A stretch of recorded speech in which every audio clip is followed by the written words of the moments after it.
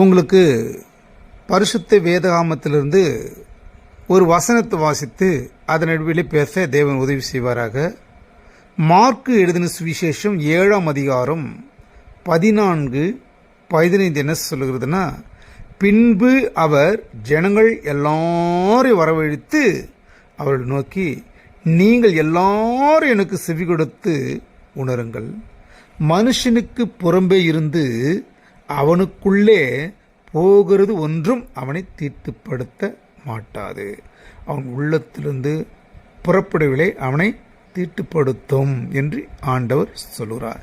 இயேசுவானவர் சொல்லுகிற வார்த்தை என்னன்னா, நம்முடைய இருதயத்துக்குள்ளிருந்து இந்த பொல்லாத சிந்தனைகள் வராதபடி நாம் பார்த்து கொள்ள வேண்டும்.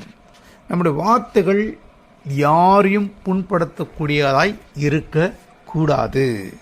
சில நேரங்களிலே சில குடும்பங்களிலே எது தீட்டு அப்படின்னு இதே மார்க் எழுதின சுவிசேஷம் 7ஆம் அதிகாரத்தில் 20, 21, 22, 23 வசனம் என்ன சொல்லுதுன்னா, மனுஷனுக்குள்ளே இருந்து புறப்படுகிறதே மனுஷன் தீட்டுப்படுத்தும்.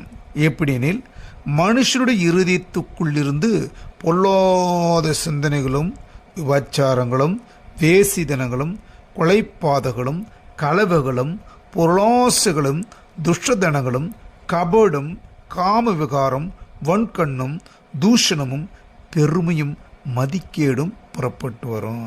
பொல்லாங்கானவைகளை இவைகளை எல்லாம் உள்ளத்திலிருந்து புறப்பட்டு மனுஷனை தீட்டுப்படுத்தும் என்று ஆண்டவர் சொல்கிறார்.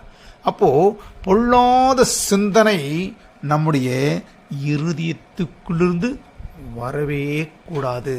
இந்த பொல்லாத சிந்தனை நமக்குள் வருமானால் நம்முடைய சிந்தனைகள் மாறும். சில நேரங்களிலே குடும்பங்களிலே குழப்பங்கள் வரும். இதுதான் இயேசுவானவர் திரளான ஜனங்களை எல்லாம் வரவழைத்து அவர்களுக்கு நல்ல உணர்வை தந்தாரு.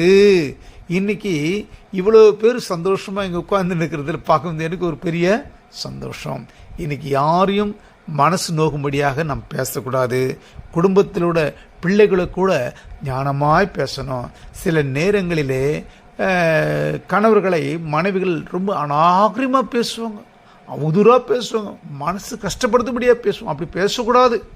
சில நேரங்களிலே கணவர் வெளியே போயிட்டு வந்தார்னா அவரிடத்தில் அன்பாய் நம்ம பேச கற்றுக்கொள்ள வேண்டும்.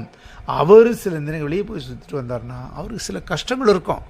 அதனால் அந்த கஷ்டத்தை இங்கே காண்பிப்பார். அந்த கஷ்டத்துக்கான நீங்கள் வந்த உடனே அவரை அன்பு காட்டி அரவணைத்து உள்ள கூப்பிட்டீங்கன்னா பெரிய ஒரு சந்தோஷம் சமாதானம்